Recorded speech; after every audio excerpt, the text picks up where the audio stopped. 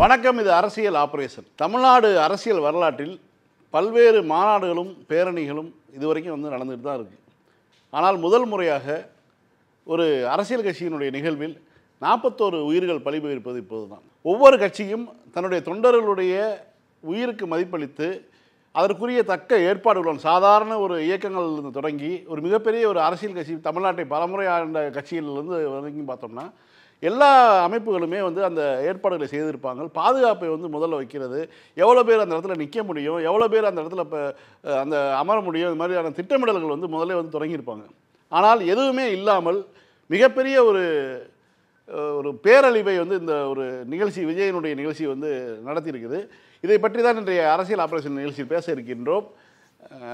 அரசியல் விமர்சகர் திரு விக்னேஷ் ஆனந்த், அரசியல் விமர்சகர் திரு மாதூர் சத்யா, பத்திரிகையாளர் திரு சுமன் கவி, திராவிட முன்னேற்ற கழகத்தினுடைய செய்தி தொடர்பு குழு துணைத் தலைவர் மருது அழகுராஜ் அவர்கள், திராவிட முன்னேற்ற கழகத்தினுடைய கலை இலக்கிய பிரிவினுடைய துணைச் செயலாளர் திரு போஸ் வெங்கட் அவர்கள் எல்லாம் நம்மளுடன் இணைந்திருக்கிறார்கள். அனைவருக்கும் வணக்கம். முதல்ல திரு போஸ் வெங்கட் அவர்களோட ஒரு சினிமா துறையிலேருந்து நீங்கள் வந்திருக்கீங்க, உங்களுக்கு அதனுடைய எல்லாமே தெரியும். ஒரு சினிமா ரசிகர்களுடைய மனநிலை, எந்த சீனுக்கு கைதட்டுவான், எந்த சீனுக்கு அவன் உணர்ச்சி வசப்படுவாங்கலாம் தெரியும். இதெல்லாம் ஒரு நீங்கள் ஒரு இயக்குனராகவும் நீங்கள் தெரிஞ்சிருப்பீங்க. இப்படியான சூழலில் இந்த இவ்வளோ பெரிய ஒரு சம்பவம் நடந்திருக்குது. இதை பற்றி உங்களுடைய பார்வை என்ன? இது நடிகவேல் எம்ஆர் ராதா சொன்னது தான். நடிகர்களை பாருங்கள், கைதட்டுங்க, காசு கொடுங்க, கிளம்பி போயிட்டே இருங்க அப்படிங்கிறது தான். அது நடிகனாகவே நானே அதை தான் சொல்லுவேன். இப்போ நடிகரிலிருந்து இப்போ நானோ இல்லை, இதுக்கு முன்னாடி நீங்கள் உடனே உதாரணமாக எம்ஜிஆர் அவர்களை சொல்வீர்கள். அவங்க ஏற்கனவே இந்த சமுதாயத்தோடு என்ன தொடர்பில் இருந்தாங்க, அரசியல் தொடர்பாக என்ன இருந்தாங்க, என்ன அனுபவம் இருக்குங்கிறது அடிஷ்னலாக ஒரு கேள்வி இருக்குது. அப்போ நீங்கள் எம்ஜிஆரை பார்க்கும்பொழுது என்னவா பார்க்கணும்? பாதி நடிகர் பாதி அரசியல்வாதின்னு பார்க்கணும். அந்த பாதி அரசியல்வாதி தான் அப்புறம் முழு நேர அரசியல்வாதியாக மாறுறாரு. பட் விஜய் அப்படி இல்லையே. அவர் முழு நேர நடிகர். திடீர் அரசியல் பிரவேசம்னு தான் அதுக்கு நம்ம தலைப்பு வைக்கணும். அப்போ அதுக்கு முன்னாடி நாங்கள் திரு விஜயகாந்த் அவர்களோடு ஒப்பிட்டு பேசுவது, திரு சரத்குமார்களோடு ஒப்பிட்டு பேசுவதெல்லாம் கூட சரியாக இருக்கும் அந்த நேரத்தில். ஏன்னா அவங்க குறைந்தபட்சம் அந்த சங்கங்களுடைய தலைவர்களாக இருப்பது, சங்கங்களுடைய போராட்டங்களை ஆர்கனைஸ் பண்ணுவது ஒன்றுமே இல்லை. ஒரு மரணம், பயங்கரமான கூட்டம் அப்படின்னா நடிகர் திரு சிவாஜி அவர்களுடைய மரணம் இருக்கு இல்லையா, அதை எடுத்து நடந்தது புரட்சி கலைஞர் விஜயகாந்த் அவர்கள். அந்த காட்சிகள் எல்லாம் நீங்கள் பார்த்து அப்போ ஒட்டுமொத்த திரையுலகமே கூடியிருந்தோம். அந்த பப்ளிக் எப்படி ஆர்கனைஸ் பண்ணுறது அவங்களன்றது திரு விஜயகாந்த். நான் சொல்கிறது முன் அனுபவத்தை பற்றி பேசிகிட்டு இருக்கிறேன். அதே மாதிரி ஏற்கனவே இந்த மின்சாரம் சம்பந்தமான ஒரு போராட்டம் நம்ம இதுக்கு நடந்துச்சு, இந்த நிலக்கரி சுரங்கம், நெய்வேலி, அது ஒரு மிகப்பெரிய பேரணி, காவேரி பிரச்சனை, அதெல்லாம் எடுத்து நடத்துனது நடிகர்கள் தானே. ஆனால் அந்த நடிகர்களுக்கு ஏற்கனவே அரசியல் பக்குவம் இருந்தது. அப்போ அரசியல் பக்குவங்கிறதே நான் என்னத்தை சொல்கிறேன்னா, இப்போது திரு விஜயகாந்த் அவர்கள் கொடியை அறிமுகப்படுத்தினது சினிமா வரது 20 வருஷம் முன்னாடியே, ஒரு அரசியல் 20 வருஷம் முன்னாடியே இன்ட்ரடியூஸ் பண்ணிட்டார். ஃப்ளாக் இன்ட்ரடியூஸ் பண்ணிட்டார். ஃப்ளாக் இன்ட்ரடியூஸ் பண்ணிட்டு சினிமாக்களில் எதிர் அரசியல் பண்ண ஆரம்பிச்சிட்டார். அப்போ திமுக அதிமுக எதிர் அரசியல் பேச ஆரம்பித்து அவங்க ரசிகர்களை அப்படி கொஞ்சம் கொஞ்சமாக அரசியலுக்குள்ளே கொண்டு வர, அரசியல் வயப்படுத்துறதுங்கிறது ரொம்ப முக்கியம். ஒரு நடிகன் திரும்ப அவனுடைய ரசிகர்களை அரசியல் வயப்படுத்துவது ரொம்ப முக்கியம். என்ன காரணம்னா 18லேருந்து 23 வயசு வரைக்கும் இருக்க பசங்க இன்றும் குழந்தைகள் தான்.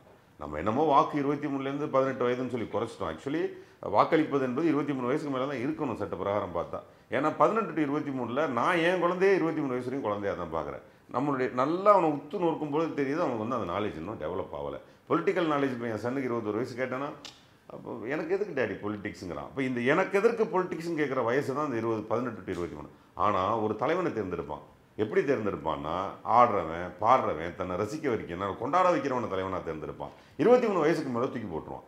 ஏன்னா அவனுக்கு வாழ்வியல் புரிய ஆரம்பிச்சிடும். வாழ்வியல் புரிய ஆரம்பிக்கும் போது இவன் தலைவன் இல்லைன்னு தெரிய ஆரம்பிச்சிடும். அதனால் அந்த 18 23க்குள்ளே ஒரு கூட்டம் இருக்கு இல்லையா, அது ஒன்லி ரசிகர்கள் தான். ஒருவேளை அவனுக்கு வாக்கு நம்ம கொடுத்துருக்கிறதுனால வாக்குரிமைக்கு வாக்கும் செலுத்துவதற்கு வாய்ப்பு இருக்குது. அதனால தான் விஜய் நல்லா வாக்கு வாங்குவார்னான்னு நான் சொல்கிறோம். ஆனால் அந்த வாக்கு நிலையான வாக்கான்னு கேட்டால் அது நிரந்தரம் இல்லாதது. அது ஒரு தற்காலிக வாக்கு தான். ஏன்னா அந்த பையனுக்கு 23 வயசு, ஒரே எலெக்ஷன் தான். 18 ஏஜில் ஓட்டு போகிறவனுக்கு 5 வருஷம் கழிச்சு 23 வயசு, 23 வயசு இருக்குன்னு 28 வயசு. அவன் அடுத்த தடவை விஜய்க்கு ஓட்டு போட மாட்டான். ஏன்னா அவனுக்கு வாழ்வியல் தெரிஞ்சிடும். வாழ்வியல் தெரிஞ்சால் ஹீரோங்கிறவன் ஃபேக்குன்னு தெரிஞ்சிடும். இவ்வளோ குதிக்கிறான், இவ்வளோ ஆட்டம் ஆடுறான்னு அந்த பசங்க, அந்த 18 to 23 வயசு இருக்க பசங்களுக்கு தெரிய வேண்டியது ஒன்று தான். அவன் வீட்டில் அவங்க அம்மா 1000 ரூபா வாங்குறதை விஜய் கொடுக்கல. அவன் தங்கச்சி 1000 ரூபா அடிஷனல் படிப்பில் படிக்கிறது விஜய் கொடுக்கல. அவன் வீட்டில் வாழ்வாதாரத்தை எதையுமே விஜய் கொடுக்கல. விஜய் உன் வீட்டில் டிவியில் வர பாட்டை தவிர வேறு எதையுமே கொடுக்கல. நீ எதுக்கு அவனை ஃபாலோ பண்ணுறங்கிறது புரிவதற்கு அவனுக்கு இந்த ஒரு எலெக்ஷன் தேவை. அதனால் இந்த 26 to 31 தான் விஜய் என்கிற டாப்பிக்கே இருக்கும். 31க்கு அப்புறம் அந்த டாப்பிக்கே இருக்காதுங்கிறது என்னுடைய தாழ்மையான கருத்து. திரு விக்னேஷ் ஆனந்த், தொடர்ந்து நீங்கள் இந்த விஷயத்தில் கருத்துக்களும் சமூக வலைதளங்களும் எழுதிட்டு இருக்கீங்க. குறிப்பாக இந்த சம்பவத்துக்கு, அதாவது இந்த மக்கள்கிட்ட இருந்து வீடியோக்கள் வெளியாக ஆரம்பிச்சிருக்குது. இந்த 4 நாட்களாக வந்து ஊடகங்களுடைய, பெரு ஊடகங்களுடைய மறைப்பு ஒன்று ஓடிட்டு இருந்தது, மௌனம் ஓடிட்டு இருந்தது. இப்போ உடைந்து இப்போ வெகு மக்கள்கிட்ட வந்து வீடியோக்கள் வெளியாக ஆரம்பிச்சிருக்கு. உங்களுக்கு இல்லை, அண்ணன் சொன்னபோது அரசியல் மயப்படுத்த வேண்டும் தொண்டர்களை அப்படின்னார்ல. மார்ச் 2020 பேராசிரியர் அவர்கள் வந்து அப்போலோவில் இறந்துட்டார். அப்போ வந்து நம்ம இப்போ இருக்கிற chief minister, deputy CM Kanimozhi madam எல்லாருமே வராங்க. அப்போது அவரை அங்கேருந்து அவரோட பாடியை வீட்டுக்கு எடுத்துகிட்டு போனோம். அப்போது ஒரு ஆம்புலன்ஸ் வருது, அதில் வந்து இந்து மத குறியீடோடு வருது. அங்கே ஃபோன் வந்து யாருக்கும் ரீச் ஆகலை. என் கூட இன்னொருத்தர் இருந்தார், அவர் என்னை போட்டு நச்சரிச்சுட்டே இருந்த ஒரே விஷயம், பேராசிரியர் அந்த ஆம்புலன்ஸில் போகக்கூடாது, இல்லை அந்த ஆம்புலன்ஸில் அந்த இது இருக்கக்கூடாது. அவர் ட்ரை பண்ணுறாரு, வெளியில் போய் கால் பண்ணுறாரு, என்கிட்ட சொல்கிறாரு, மாசன் எனக்கு கால் பண்ணுறேன், கால் எனக்கு போகலன்னு. போலீஸும் வந்து அந்த ஆம்புலன்ஸை சுற்றிருச்சு. கத்துனார், கத்தி ஆம்புலன்ஸ் டிரைவர்கிட்ட தயவு செஞ்சு ஆஃப் பண்ணுங்கன்னு கத்துனோன்னா அவன் ஆஃப் பண்ணிட்டான். இதுதான் ஒரு தொண்டனை அரசியல் மயப்படுத்துதல் அப்படின்றதற்கான ஒரு சிறந்த உதாரணம். எனக்கு தெரிஞ்சு நம்மளை விட அவர் தான் வந்து பேராசிரியருக்கு ஒரு நியாயமான சென்ட் ஆஃபை கொடுத்தார். இதுதான் தொண்டனுக்கும் தலைவருக்கும் உள்ள வித்தியாசம். இப்போ இருக்கிற இளைஞரணி செயலாளரோ, இப்போ இருக்கிற திமுக தலைவரோ ஒன்றும் இல்லை. இந்த இளைஞரணி செயலாளர் வந்து ஒரு சின்ன பொண்ணு அந்த லைட்டு மேலே ஏறிட்டு மைக்கு கேட்டு பேசும். அவர் பதறாரு, சுடுமா சுடுமா, கீழே இறங்குமா, போதுமா அப்படிங்கிற அதெல்லாம் பார்க்குறோம். இப்போ சீஃப் மினிஸ்டர் கூட முன்னாடி பழைய வீடியோவில் மரத்தில் ஏறி நிற்கிறவரை இறங்குப்பா, நீ இறங்கினாதான் நீ இறங்கினாதான் பேசுவேன், ஏறின தம்பிக்கு கை தட்டுங்க, அந்த தோழருக்கு கை தட்டுங்க அப்படின்னு சொல்றாரு. துணிச்சலுக்கு வாழ்த்துக்கள், இறங்குங்க அப்படின்றாரு. ஒரு சென்சிபிளான லீடர். ஈவன் வைகோ சார் கூட வந்து அந்த மாரத்தானோ ஏதோ நடக்கும்போது ஒழுங்குபடுத்தின வீடியோக்களும் இப்போ வருது. 8:45க்கு நாமக்கல்ல கூட்டம்னு சொல்லிட்டு நீ வந்து ஃப்ளைட்டே 8:45க்கு தான் ஏறுற அப்படின்னா நீ வந்து அவங்களோட தொண்டரை நீ என்ன நினச்சிட்டு இருக்க? அதாவது விஜய் இதை வந்து ஒரு வாடிக்கையாக வச்சுருக்காரு. அவர் மேலே ஐடி ரைடு வந்து சென்ட்ரல் கவர்மெண்ட் விடுது அப்படின்னா நீ ஒன்று ஃபேஸ் பண்ணும். இப்போ மற்ற கட்சியாக இருந்தால் கோர்ட்டுக்கு போகுது இல்லை. அவர் எடுத்த அஸ்திரம் என்ன தெரியுமா? எல்லா தொண்டர்களையும் நெய்வேலிக்கு வர வச்சு செல்ஃபி எடுத்தார். கூட்டத்தை காமிச்சு நீ வந்து பார்கெயின் பண்ணுற, மிரட்டுற, அது உன்னோட இதாக இருக்கு. அதுக்காக நீ என்ன பண்ணுற? பெரம்பலூரில் வந்து லைட் ஆஃப் பண்ணி விளாட்ற. எந்த லீடராவது இது வரையும் பண்ணியிருக்காங்களா? சார் சொல்லவே வந்து ரொம்ப சங்கடமாக இருக்குது சார். 41 பேர் இறந்துட்டாங்க சார். அதுக்கு முன்னாடி நாமக்கல்ல அவர் பேசும்போது வார்த்தை பிள்ளையோட பேசுகிறார். மகாணம்ன்றாரு, மோகனூருங்கிறத மேகனூருங்கிறாரு, எழுதி கொடுத்ததை வாசிச்சார் இல்லையா? அதற்கெல்லாம் நீ சாரி கேட்குறல, ரித்தம் சிங் செட் ஆகலைன்னு. உன்னைய பார்க்க வந்தவன் தானே வந்து செத்துருக்கான் 41 பேர். அதில் இன்னும் 2 கர்ப்பிணி பெண்கள் வேற இறந்துருக்காங்க போல. அப்படின்னா 43 பேர் தெரியல, எது 41க்கு மேலே தான் இறந்துருக்காங்க. அப்படின்றப்போ என்னை பார்க்க வந்திருக்கீங்க, உங்களுக்கு இப்படி ஆயிடுச்சுன்றது எனக்கு வருத்தமாக இருக்குது, சாரி. அந்த சாரின்னு சொல்கிறதுல என்ன உடஞ்சி போயிடுவீங்க? அதுக்கு எனக்கு விஜயை விட விஜயோட தொண்டர்கள்ன்ற பேரில் இருக்காங்கல்ல, அவங்கள பார்க்கணும் எனக்கு வந்து பயமாக இருக்குது. விஜய் கொடுத்த வீடியோவில் கேட்க கூச்சமாக இருக்குது. உங்கள் ஷர்ட் எங்கே வாங்கினீங்கன்னு கேட்குறாங்க. ஒரு அம்மா அழுது வீடியோ போடுது, உன் புள்ள போனால் போட்டோம், விஜய் தானே இருக்காங்கன்னு கேட்குற கேள்வியெல்லாம் உண்மையிலேயே நம்மளாம் ரொம்ப பெருமையாக நினச்சிட்டு இருக்கோம்ல. நம்ம வந்து வடக்கில் இருக்கவங்கள விட நம்ம வந்து கொஞ்சம் அறிவார்ந்த சமூகம்னு, அதுலேருந்து நம்ம பின்வாங்கணும் தான் எனக்கு தோணுது. விஜய்க்கு திருப்பி நான் வரேன். 8:45க்கு தான் நீ கிளம்புற, நாமக்கல் வர. நாமக்கல்ல வந்து 35 பேர், அங்கேயும் லேட். போன எல்லா கூட்டத்துக்கும் திருச்சியாக இருக்கட்டும், அரியலூராக இருக்கட்டும், பெரம்பலூராக இருக்கட்டும், திருவாரூராக இருக்கட்டும், நாகப்பட்டினமாக இருக்கட்டும், நாமக்கலாக இருக்கட்டும், கரூராக இருக்கட்டும், எல்லா இடத்துலையும் சொல்லி வச்ச மாதிரி 7 மணிக்கு தான் 7 மணி நேரம் டிலே பண்ணுறீங்க. இங்கே 8:45க்கு ஃப்ளைட் ஏறீங்க, ரிட்டர்ன் ஃப்ளைட்டு 9 மணிக்கே போடுறீங்க. நீங்கள் ஆனால் அங்கே கரூரில் எத்தனை மணிக்கு வரேன்னு சொல்லியிருக்கீங்க? 3 மணிக்கு. 3 மணிக்கு பர்மிஷன் வாங்கியிருக்கீங்க. சோஷியல் மீடியாவில் 12 மணிக்குன்னு போட்டிருக்கீங்க. இப்போ வரைக்கும் அது இருக்குது, அவங்களுக்கு இப்போ வரையும் இருக்கு இல்லையா? அப்போ நீ பர்பஸாக பிளான்டாக எக்ஸிக்யூட் பண்ணியிருக்க. இவ்வளவும் பண்ணிட்டு சிஎம் சார் என்னைய பழி வாங்குறதுன்னு பழி வாங்கணும்னா, உண்மையிலே சொல்கிறேன், சிஎம் வந்து கொஞ்சமாவது உங்கள் சேனல்லே சொல்கிறேன், ஜெயலலிதா மாதிரி கொஞ்சம் செயல் பண்ணும். இப்படி இருக்கிற சூழ்நிலையில் ஜெயலலிதா மாதிரி எனக்கு புரியல. ஜெயலலிதா நேரம் என்ன பண்ணியிருப்பாங்க? உங்களுக்கு தெரியாதா? பசுபதிபாளையம் ஸ்டேஷனில் விஜய் உட்காந்துருப்பார்ல. இந்த இவ்வளோ 41 பிணங்கள் விழுந்திருக்கு. ஏடிஎம்கேவும் பாஜகவும் என்ன மாதிரியான ஒரு அரசியலை எடுக்குதுன்னு பாருங்க. விஜய் எங்களோட வந்தா அவரை காப்பாத்திடுவோம். நேற்று நடந்த ஏடிஎம்கே கூட்டத்தில் தாவேகா கொடி பறக்குது அப்படின்னா பரப்புறாங்க. பிஜேபிக்கு ஆதரவாக பேசக்கூடிய அரசியல் விமர்சகர்கள் அமித்ஷா பேசினா எல்லாம் முடிஞ்சிடும், விஜய்க்கு இருக்கிற ஒரே ஆப்ஷன் இதுதான் அப்படிங்கிறாரு. 41 பணம் வந்து என்ன கமாடிட்டியா சார்? அது அரசியல் கூட்டணியை தீர்மானிக்கிற பண்டமா அது? எனக்கு புரியல சார். இன்னொன்று, அந்த கட்சியில் 2ஆம் கட்ட துணை பொதுச் செயலாளர்னு ஒருத்தர் இருக்கார்ல, அம்பேத்கர் காந்தி எல்லாம் பற்றி நமக்கே சொல்லுவார்ல, அவர் வந்து ஜென்சி புரட்சி வெடிக்கும், நேபாளம் சரி புரட்சி வெடிக்கட்டும், அவர் சொல்கிற மாதிரியே புரட்சி வெடிக்கட்டும், புரட்சியெல்லாம் தடுக்கும், அதுக்கப்புறம் நீ சொல்கிறல்ல நாங்கள் அதற்கு பிறகு மக்கள் ஆட்சியை அமைப்போம்னு. ஏண்டா 41 பணம் விழுந்திருக்கு, நீ புரட்சி வெடிக்குங்கிற, ஆட்சியும் அமைப்போங்கிறனா நீ நான் வந்து இது வந்து எல்லாரும் பார்ப்பாங்கன்றதுக்காக வாயை கட்டிட்டு பேசுகிற நீ மனுஷனா? நீ வந்து திமுகவும் பாஜகவும் கொள்கை கூட்டணின்னு பேசிட்டு ஒரு பிரைவேட் ஜெட்டில் பாஜக காரங்க கூட என்எஸ்சி ப்ரொடெக்ஷனில் நீ போறனா நீ என்ன மாதிரியான உறவில் இருக்க? அதுக்கு எந்த எப்படி ஆதவர்ஜுனா கேட்குறேன். நீ வந்து நாமக்கல் போற, நாமக்கல்ல முன்னாள் அமைச்சர் இருந்தது யாரு? தங்கமணி இருந்தாரா? அவர் தானே இந்த அவர் தானே டாஸ்மார்க் போன இதுல அமைச்சர். 41 கேஸ்ல எத்தனை கேஸ் ஏடிஎம்கே பீரியட்ல போட்டது அப்படின்னு சுப்ரீம் கோர்ட்ல 37 கேஸோ 34 கேஸோ number I am not sure. நீ பாட்டிலுக்கு 10 ரூபான்னு எங்க பாடி இருக்கணும் சொல்லுங்க சார்? அங்கிருந்து பாட ஆரம்பிச்சு. நீங்க பாடினதுல தப்புன்னா சொல்லல, நீ அங்க பாடி இருக்கணும். நீ அங்க பாடல, இங்க வந்து பாடுற. எப்ப பாடுற? 16வது நிமிஷமோ 16வது நிமிஷம் பாடுற. 15வது நிமிஷம் அவரோட காவலர் வந்து சொல்றாரு, இங்க மக்கள்லாம் விழுகுறாங்க, ஹிந்தியில சொல்றாரு, ஆம்புலன்ஸை வர சொல்லுங்க. நீயும் வர சொல்லிட்டு அதுக்கப்புறமும் பேசலாம் அப்படின்னா நீ வாயவே திறக்கூடாது, என் நெஞ்சில் குடியிருக்கும் மக்களே அப்படின்னு இல்லையா? விஜய் வந்து தன்னுடைய ரசிகர்களை ஒரு பண்டமா ஒரு என்ன சொல்றது சார், இப்படி யாருமே சினிமாவில் பயன்படுத்தினது இல்லை சார். சினிமாவுக்கு பயன்படுத்துவாங்க சார். ஃபேன்ஸ் இருந்தால் ஃபர்ஸ்ட் டே ஃபர்ஸ்ட் ஷோ காட்டிட்டு எனக்கு இவ்வளோ வசூல் ஆகுதுன்றதுல வச்சுக்கலாம் சார். இத்தனை பணம் விழுந்திருக்கு சார். இன்னொன்று, ஊடகங்கள் ஒன்று பண்ணுது, சோழமண்டலத்தில் தளபதி, சேரமண்டலத்தில் விஜய்னு. சோழமண்டலத்தில் விஜய்னா எங்கள் ஊரில் திருச்சியில் கல்லணை கட்டினது விஜயா சார்? சோழமண்டலத்தில் விஜய்னு பெருமையாக போகிறீங்களே, எங்கள் ஊரில் கல்லணை கட்டினது விஜயா? அவங்க கூட்டத்துக்கு எவனா நம்பி சேர் தரானா சார்? 500 ரூபா சேர் தரதில்லை. அப்புறம் என்ன சார் இருக்கு சோழமண்டலத்தில் விஜய்னு பத்திரிக்கை போடுறது? கேள்விகள் தான் நமக்கு திரும்ப கேட்டு இல்ல, ஆதங்கங்களும் இருக்கு. நியாயமா சில ஊடகங்கள் கேட்குறாங்க இந்த மாதிரி வருதுன்னு. இன்னொரு மெயின் ஸ்ட்ரீம் சேனல்லையே இன்னொரு நெறியாளர் கேட்குறாரு இப்படி எல்லாம் செய்யலாமா அப்படின்னு. இன்னமும் உங்களுக்கு உரைக்கல அப்படின்னா நீங்க அறம்ன்ற வார்த்தையை பயன்படுத்தக்கூடாது, சமநிலைன்ற வார்த்தையை பயன்படுத்தக்கூடாது. இன்னும் சொல்லப்போனா நீங்க பத்திரிகையாளர்னே உங்களை கிளைம் பண்ணிக்காதீங்கன்றதான் நாகரிகமான முறையில் நான் சொல்றேன். திராவிட முன்னேற்ற கழகத்தினுடைய செய்தி தொடர்பு குழு துணைத் தலைவர், நீங்க வந்து உங்களுடைய கருத்து சொல்லுங்க. அவர் வந்து ஒரு வார்த்தை சொன்னார், திமுக விஜய் மீது நடவடிக்கை எடுக்க வேண்டுமா அல்லது இதுவரைக்கும் திமுக அரசு எடுத்திருக்கக்கூடிய நடவடிக்கை சரிதானா? திரு விஜய் அவர்களுடைய அரசியல் என்பது ஒரு பிம்பத்தை கட்டமைத்து போகுமிடமெல்லாம் மக்கள் திரள்கிறார்கள், மிக கடுமையான கூட்டம் கூடுகிறது.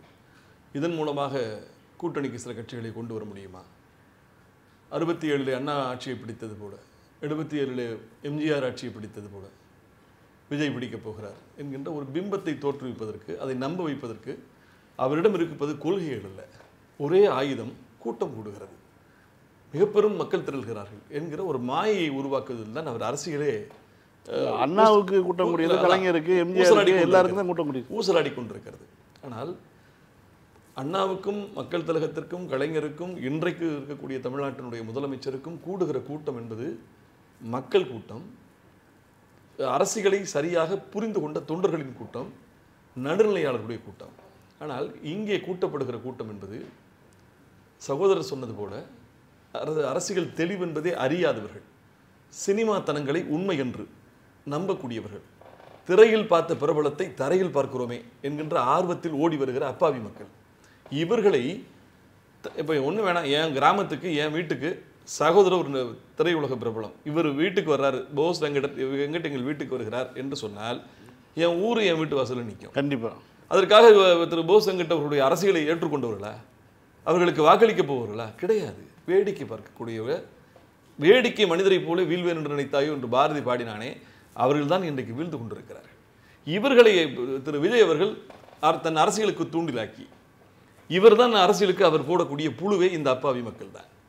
இவர்களை வைத்துக்கொண்டு பிரம்மாண்டமான கூட்டம் என்று சொல்லி சில கட்சிகளாவது தன்னிடம் வரும், அதிகாரத்தில் பங்கு தருகிறேன் என்று அழைத்தார், ஒருவரும் வரவில்லை. விஜயனுடைய அரசியலை நம்பி ஒரே ஒரு அரசியல்வாதி விஜயின் அருகிலேயே செல்லவில்லை. அவர் அருகில் இருக்கக்கூடியவர்கள் எல்லாம் அரசியல் அறியாதவர்கள், வியாபாரிகள். ஆக நீங்க பார்த்தீங்கன்னா தன் அரசியலை கூட்டம் என்கின்ற ஒரு மாயையை உருவாக்கி தன்வசப்படுத்துவதற்கு முயற்சிப்பவருடைய ஒரே நோக்கம். அங்கே 4 மணி நேரம் ஆச்சு, திருச்சியை திணறுச்சு, பெரம்பலூர்ல பெரிய. நீங்க சொல்றதுக்கு சரியான விஷயம் தான். ஒரு மாற்று அரசியல் கட்சியை சேர்ந்தவர்கள் கூட யாரும் அவர்கிட்ட போய் யாரும் போகல.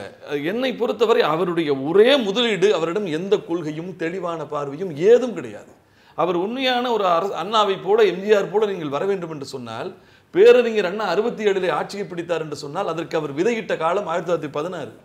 தென்னிந்திய நல உரிமை சங்கம், திராவிடர் நலச்சங்கம், திராவிடர் கழகம், அதற்கு பிறகு திராவிட முன்னேற்ற கழகம் என்று 51 வருடங்கள் அறிக்கை லைட்ட கையில் பிடிச்சுக்கிட்டு தமிழகத்தினுடைய பட்டி தொட்டி எங்கும் உள்கட்டமைப்பு இல்லாத மண் சாலைகளிலே நடந்து மக்களை சந்தித்து இரவெல்லாம் தூக்கம் ஒழிப்பதற்கு பொடி போட்டு புற்றுநோயை வரவழைத்துக் கொண்டார். அப்படி போராடி பேராய கட்சி என்று சொல்லப்பட்ட காங்கிரஸை 51 வருடங்களுக்கு பிறகு விடை கொடுக்கிறார். அதே போல புரட்சி தலைவர் எம்ஜிஆர் என்ன சொல்றாங்க, 77 ஆட்சி. அவர் 77 ஆட்சிக்கு வருவதற்கு 53 திமுக சேர்ந்துட்டார். அன்றையிலிருந்து அவர் உழைத்து வந்திருக்கிறார். அவர் நடிகர் அல்ல, அவர் திராவிட முன்னேற்ற கழகத்தின் ஒரு முக்கிய தலைவர் தான். கலைஞரும் அவரும் இணைந்து அண்ணாவின் ஆட்சியை கொண்டு வருகிறார்கள். அது அண்ணாவின் மறைவுக்கு பிறகு அண்ணாவின் ஆட்சியை நீட்சியாக்குறார்கள். ஆக இந்த 50 வருஷம் போராடினவங்களை பார்த்துவிட்டு நீ ஆட்சிக்கு நாங்கள் அரசியலுக்கு படத்தை முடிச்சுவிட்டு 52 வயசுல வருவேன், 3 மாசத்துல நான் முதலமைச்சராகிறேன்னு சொன்னா ஒரு பைத்தியக்காரர் தான். அப்படிப்பட்ட ஒரு பைத்தியக்காரத்தனத்தை முன்னெடுத்த விஜயனுடைய சுற்றுப்பயணம் ஒரு விபரீதத்தை உருவாக்கும் என்று முதல் கூட்டத்திலேயே மக்கள் சொன்னாங்க.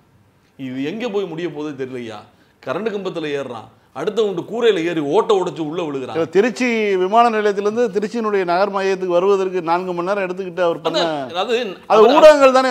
அவர் விரும்புவதே 5 மணி நேரம் ஆச்சு, 7 மணி நேரம் ஆச்சு. திருச்சியில் அன்னைக்கு 15,000 பேர் வேலைக்கே போகல சார். ஒரு கார்ல போங்க, முன்னாடி 25 பேர் நடந்து போக சொல்லுங்க, எவ்வளவு நேரம் போகும் உங்க வண்டி?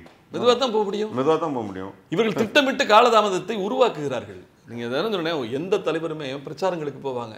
இப்போ கலைஞர் கூட ஒரு பிரச்சாரத்துக்கு 10 மணிக்கு வரேன்னு சொன்னால் சில நேரத்தில் 1 மணி ஆகும். ஆனால் புறப்பட்டது சரியான நேரத்துக்கு புறப்பட்டிருப்பார். எத்தனை மணிக்கு தான் புறப்பட வேண்டும் என்று நினைத்தாரோ அந்த மணிக்கு புறப்பட்டிருப்பார். வருகில் மக்கள் வரவேற்பு கொடுப்பாங்க, அங்கெங்கே பேசுங்கன்னுவாங்க, அவருடைய அழகு தமிழ் பேச்சு கேட்பதற்கு காத்திருப்பார்கள், அருகில் நின்று கை கொடுப்பதற்கு காத்திருப்பார்கள், மலைச்சென்று கொடுப்பதற்கு காத்திருப்பார்கள், பொன்னாடி கொடுப்பார்கள்.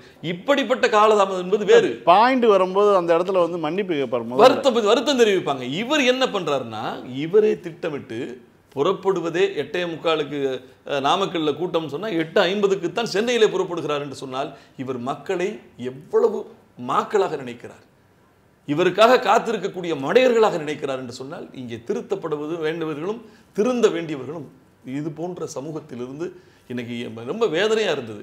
எங்கள் சகோதரத்தோட நான் சொல்லிட்டு இருந்தேன், இந்த கல்வியில் சிறந்த தமிழ்நாடு என்று சொல்லி எந்த மாநிலத்திலும் இல்லாத அளவுக்கு 20% நிதியை, மாநிலத்தின் நிதியை கல்விக்கு ஒதுக்கி இருக்கக்கூடிய ஒரே மாநிலம் தமிழ்நாடு. நான் அந்த 20%த்தில் ஒரு 5% இப்படி சினிமாவால் இப்படிப்பட்ட மூடர்களை நம்பி தங்கள் ஆயுளையே இழந்து, தங்கள் உயிரை இழந்து, தங்கள் குடும்பத்துக்கு பறிகொடுக்கக்கூடிய இவர்களை திருத்துவதற்கான பகுத்தறிவு புரட்சியை தயவு கூர்ந்து விஜயனுடைய இந்த மூட கும்பலிலிருந்து ஆரம்பிக்க வேண்டும் என்று நான் மனதார விரும்புகிறேன். இந்த எழுத்து ஊடகங்கள்லேருந்து எல்லாமே திராவிட கட்சிகளுக்கு மாற்றாக ஒருத்தர் வராரு, அவரை வளர்த்து விடுவதுதான் ரொம்ப முனைப்பாக இருக்கிறாங்களே. இல்லை, கவியரசு கண்ணதாசன் சொல்லுவான், மாற்றம் எனது மாநில தத்துவம் மாறாதிருக்க யான் விலங்கல்னு. மாற்றம் வேண்டும், உடையிலே மாற்றம், உணர்விலே மாற்றம், எல்லாத்துலேயும் மாற்றம் வரும். இது மாற்றம் இல்லவே, இது மீண்டும் காட்டு மிராண்டித்தனத்திற்கு காலம் போய் கொண்டிருக்கிறது. ஏங்க 100 பேரை சினிமாவில் அடிக்கிற விஜய் ஏங்க 100 பேர் பாதுகாப்போடு வர்றாரு? அப்போ ஒரு போலி அல்லவா? சினிமா தரையில் பார்க்கிற நடிகன் வேறு, திரையில் பார்க்கிற நடிகன் வேறு என்ற வித்தியாசம் தெரியலையா? எந்த நூற்றாண்டிலே நாம் வாழ்ந்து கொண்டிருக்கிறோம்? விஞ்ஞானத்தினுடைய உச்சத்தை தொட்டிருக்கிறது உலகம். இப்படிப்பட்ட வேடிக்கை மனிதரை போல வீழ்கிறார்களே என்று நினைக்கிற போது சமூகத்திலே பெற்றோர்களுக்கு கடமை காத்திருக்கிறது, அரசியலிலே இன்றைக்கு அரசாங்கத்திற்கு காத்திருக்கிறது. ஒரு தலைவன் எப்படி இருக்க வேண்டும் என்பதற்கு நீங்களும் நானும் உணர்ச்சி வயப்படலாம், தலைவன் உணர்ச்சி வயப்படக்கூடாது. புரியுதா உங்களுக்கு? சாமியே சாமியாடக்கூடாது, ரொம்ப மனிதனுக்கு சாமி வரலாம். உண்மை சொல்லணும்னா முதல் 2 நாட்கள் பொய் பிரச்சாரம். அந்த 41 பேர் மரணத்தில் முதல் இரவிலிருந்து அடுத்த நாள் முழுவதும், அதற்கு அடுத்த நாள் 2 நாட்கள், அதாவது விஜயுடைய மௌனம் வரைக்குமே என்னவாக இருந்தது அப்படின்னா, திராவிட முன்னேற்ற கழக அரசின் மேலே தான் அத்தனை பலிகளும் சுமத்தப்பட்டிருந்தது. மக்களுமே அந்த குழப்பத்தில் இருந்தாங்க. பிறகு நம்ம போன்றவரெல்லாம் அதை நம்ம எடுத்து சொல்ல ஆரம்பிக்கிறோம். பட் உண்மை என்னென்னா, அந்த பொய்யை ஒரு கட்டத்துக்கு மேலே மறைக்க முடியாது. அது ரொம்ப ஈஸியாக வெளியில் வந்துடும். அந்த சமயத்தில் ஒரு பழுத்த அரசியல் தனத்தை காமிச்சது தான் நம்முடைய தமிழக முதல்வர் அவர்கள். சொன்னாங்க, இதை அரசியல்படுத்தாதீங்க. திரு துணை முதல்வர் அவர்களும் இதை அரசியல்படுத்தாதீங்கன்னாங்க. இப்போ மக்கள் இந்த 2 நாள் புரிந்து கொள்வதற்கு எடுத்துக்கொண்ட காலதாமதம் என்னன்னு கேட்டிங்கன்னா, அவர்கள் கொடுத்த அந்த புரளி என்பதும் பொய் என்பதும் ரொம்ப வீரியமானது. ஏன்னா 41 வீரர் டோட்டலாக தூக்கி கவர்மெண்ட் மேலே போட்டாங்க. ஆனால் அரசு இல்லை அது அவங்க தான் செஞ்சாங்கன்னு சொல்லவே இல்லை. நீ என்ன வேணால் பேசிக்கோ, நாங்கள் எங்கள் கடமையை செய்கிறோன்னு 1 மணிக்கு வந்த முதல்வர், துபாயிலிருந்து திரும்பி வந்த துணை முதல்வர், அங்கே இருந்த அமைச்சர்கள், கல்வி அமைச்சர் போன்றோர், அங்கே இருக்கக்கூடிய மாநில பிரதிநிதிகள் எல்லாரும் கடுமையாக வேலை செஞ்சாங்களே தவிர வாயை திறந்து ஒருத்தனும் பேசலை. திரு விஜய் அவர்களோ அவர் கூட இருந்தவங்கன்னா பேசாமல் இருந்ததுக்கும் திமுக காரர்கள் பேசாமல் இருந்ததுக்கும் பெரிய வித்தியாசம் இருந்தது. திமுக காரர்கள் களத்திற்கு சென்று வேலை செய்தார்கள், பேசவில்லை. இவர்களெல்லாம் ஓடி ஒளிந்து விட்டார்கள், பேசவில்லை. அப்போ 2 நாட்கள் கழித்து இது அப்படியே முற்றிலும் விஜய் மேல் தான் தவறுன்னு மக்கள் உணர்ந்தது. காரணமே என்ன தெரியுமா? திராவிட முன்னேற்ற கழக அரசு, முதல்வர் அவர்கள் அமைதியாக தன் வேலையை செய்தது. இதை comparative Jayalalithaa, comparative some others, அதுவே இல்லை. இது எடுத்துக்காட்டுங்கிறேன் நான். ஏன் கம்பேரிசன் இல்லை, நம்மளை தமிழக முதல்வர் துணை முதல்வர்லாம் எடுத்துக்காட்டு. ஸோ இனிமேல் கம்பேரிட்டிவ் எப்படி இருக்கணும்னா, நம்ம முதல்வர் மாதிரி இருக்கணும்னா சொல்லணுமே தவிர, இனிமேல் முன்னாள் முதல்வர் எல்லாம் கம்பேரிசனே பண்ணக்கூடாது. ஏன்னா எடுத்துக்காட்டாக இந்த சம்பவத்தில் ஒரு தமிழக முதல்வர் எவ்வளவு நாகரிகமாக நடந்து கொள்ள வேண்டுமோ அப்படி நடந்துக்கிட்டாருங்கிறது நம்ம எல்லாருக்குமே பெருமை தான். இன்னொன்று, முதல்வர் இந்த சம்பவம் நடந்தவுடன் அந்த விபரீதம் நடப்பதற்கு காரணமானவர் ஓடி ஒளிந்து கொள்கிறார். ஆனால் தமிழகத்தினுடைய மாநிலத்தை வழிநடத்தும் தலைவன் என்பவர், முதல்வர் என்பவர் அந்த இடத்திற்கு இரவோடு ஓடுகிறார். அங்கே போயிட்டு முதல்ல உயிருக்கு போராடுபவர்களுக்கு உரிய சிகிச்சை கொடுக்கிறார். உயிரிழந்த குடும்பங்களுக்கு ஆறுதல் சொல்கிறார். அதற்கு பிறகு பத்திரிகையாளர்கள் கேட்கிறார்கள், இவ்வளவு பெரிய சம்பவத்திற்கு காரணமானவர் மீது என்ன நடவடிக்கை, விஜய் கைது செய்யப்படுவாரா என்று கேட்கிறார்கள். அங்கேயே கேட்கிறாங்க. அப்போ அவர் ரொம்ப அழகாக சொன்னார், அதற்கான அவசரமோ தேவையோ இப்பொழுதல்ல, என்னுடைய நோக்கம் சம்பவத்திலே உயிருக்கு போராடுபவர்கள் காப்பாற்றப்பட வேண்டும், உயிரிழந்த குடும்பங்களுக்கு ஆறுதல் சொல்ல வேண்டும், அவர்களுக்கு உரிய நிவாரணங்கள் அறிவிக்கப்பட வேண்டும். அதற்கு பிறகு ஒன்று சொன்னார், அதுக்காக காரணமானவங்களை கைவிட்டு போயிட முடியாது. சரியான ஒரு நபர் கமிஷன் அமைத்து விசாரணை நடத்தப்பட்டு அந்த விசாரணையின் முடிவில் யார் தவறித்தார்களோ அவர்கள் மீது நடவடிக்கையும் எடுக்கப்படும் என்பதை உறுதிப்படுத்துகிறார். இதுதான் ஒரு தலைமைக்கான பண்பு. பழிவாங்கும் நோக்கம் அவருக்கு இருந்திருந்தால் நிச்சயம் அவர் கைது பண்ணு அப்படின்லாம் சொல்லியிருப்பாங்க. மிக பக்குவமாக ஒரு தலைமை எப்படி நடக்க வேண்டுமோ அப்படி நடந்து கொண்டார். இதில் வேதனை என்னன்னா, ஓடி பதுங்கி கொண்டவர் ஓடி போய் உதவி வரை குறை சொல்கிறார். தன்னஞ்சறிவது பொய்யற்க தன்னஞ்சே தன்னை சுடும் என்கின்ற வள்ளுவன் வடித்த குரல் விஜய்க்கு மட்டும்தான் பொருந்தும். அவர் மனசாட்சி உறுத்தலையா? ஏங்க எல்லாத்தையும் விட்டுருங்க. ஆழ நீரில் போய் விட்டுட்டு வந்தால் கூட அது நீருக்கு மேலே வந்தே தான் தீரும். வதந்தி மிக வேகமாக போகும், ஆனால் ஒரு அளவில் எல்லைக்கு சேராது. ஆனால் உண்மை நொண்டி அடித்து எல்லைக்கு சேர்ந்துடும். இப்போ நீங்கள் யோசிச்சு பாருங்க, தமிழ்நாட்டினுடைய முதலமைச்சர் இதையெல்லாம் விட்டுட்டு அரசியல் ரீதியாக அவரை ஒடுக்கணும்னு பழிவாங்க நினைத்திருந்தால் நிச்சயமாக இந்த சம்பவத்தினுடைய நோக்கமும் சம்பவத்தினுடைய சாரம்சமும் வேறு திசையில் பயணப்பட்டிருக்கும். ஆனால் இன்னைக்கு மக்கள் என்ன சொல்றான், ஏங்க எல்லா உண்மையும் தெரிஞ்சு போச்சுங்க, பொய் ஊரம் அம்பலப்பட்டு போச்சு, ஏங்க முதல்வர் போல பொறுக்கிறாரு, நடவடிக்கை எடுக்கணுங்க. நடவடிக்கை எடுக்க வேண்டும் என்கின்ற கருத்து மக்கள் மத்தியிலும், சமூக ஆர்வலர்கள், படித்தவர்கள், மாணவர்கள் மத்தியிலும் உருவாகி இருக்கிறது. இதை விட ரொம்ப முக்கியம், விஜயை ஆதரித்து அவரை ரசித்தவர்களிடம் கூட பலரிடம் மௌனம் விட்டது. இந்த ஆள் பெரிய பித்தலாட்டம்பா, ஒரு தலைவன் இப்படி நடந்துக்க கூடாதுப்பா, தலைமைக்கான தகுதியே இவரிடம் இல்லைப்பா, இந்த விவாதங்கள் உருவாகி இருக்கிறது. இதுதான் தமிழகத்தினுடைய முதலமைச்சருடைய பெருந்தன்மைக்கு கிடைத்த மகுடம். அது வெற்றி என்று நான் கருதுகிறேன். ஒன்றுமே இந்த சம்பவத்தை பொறுத்தவரை அவர் அண்ணா போல ஆகணும், எம்ஜிஆர் போல ஆகணும். சகோதரர் சொன்னாங்க, தமிழ்நாட்டில் எந்த தலைவனாவது மக்களை சந்திக்க வருகிற போது தன்னை பாதுகாப்பாக பிரம்மாண்ட வாகனத்தை பாருங்க, நீர்வீழ்ச்சி அடிக்கக்கூடிய அந்த வாகனம் போல இருக்கு. எனக்கு தெரியும் ஒரு தலைவர் இப்படிப்பட்ட ஒரு இரும்பு கோட்டையை நகரும் கோட்டையாக வடிவமைத்து கொண்டு வந்த மனிதர்களை நான் பார்த்ததில்லை. விஜய் திருத்தப்பட வேண்டும், திருந்துவார் என்ற நம்பிக்கை எனக்கு இல்லை. ஏனென்று சொன்னால் இப்பொழுது அவர் வேறொரு பிடிக்கு போய்விட்டார். அவர் எப்படி வாப்பா தொக்க மாட்டினியான்னு சொல்லி தூக்க ஆரம்பிச்சிட்டாங்க.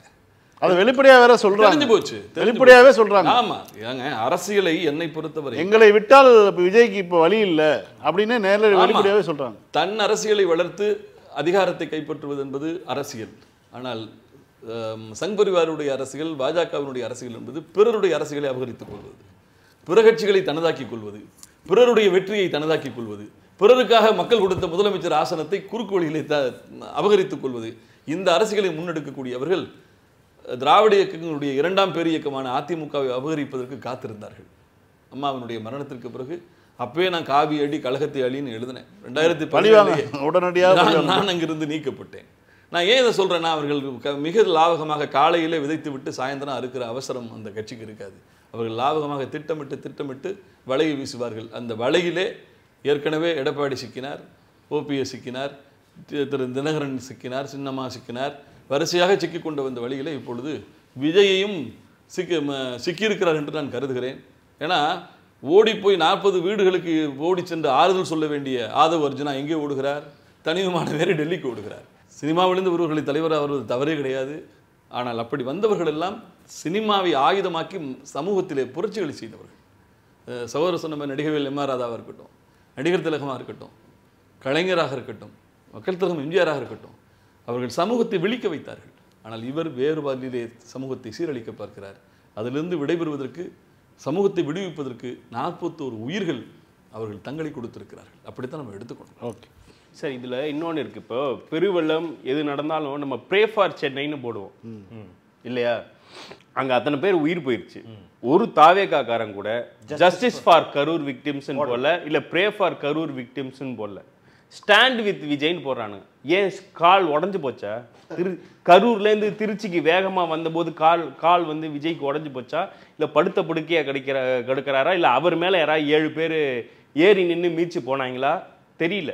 இன்னொன்று வந்து சொல்லலாம், அமைச்சர் வந்து தஞ்சாவூர்லேருந்து வந்து அந்த பிள்ளைங்களை பார்த்துட்டு அழுதாரு அப்படின்னு. அவர் அழுவாமல் அப்புறம் என்ன சார் பண்ணுவார்? அதுக்கு 2 நாள் 3 நாள் முன்னாடி தான் கல்வியில் சிறந்த தமிழ்நாடுன்னு பார்த்துட்டு எல்லாருமே ஒரு எமோஷ்னலாக அழுதோம் இல்லையா? நம்ம பிள்ளைங்க ஜப்பான் மொழி பேசுது, அரசு பள்ளி மாணவி ஜப்பான் மொழி பேசுது, நான் மேக்ஸ் டீச்சர் ஆகணும்னு ஒரு பாப்பா சொன்னா நம்மளோட சிஎம்ஏ வந்து பேனாவை கொடுக்குறாரு. இப்படி ஒரு எமோஷனலான நிகழ்ச்சியை பார்த்துட்டு இருந்த தமிழ்நாட்டில் ஒரு சின்ன ஒரு பையன் உள்ள போறாரு, 6 குழந்தைகள் செத்து கிடக்குன்னா அப்புறம் அவர் அழுவாம இளவு வீட்டில் சிரிச்சாதான் விமர்சிக்கணும்.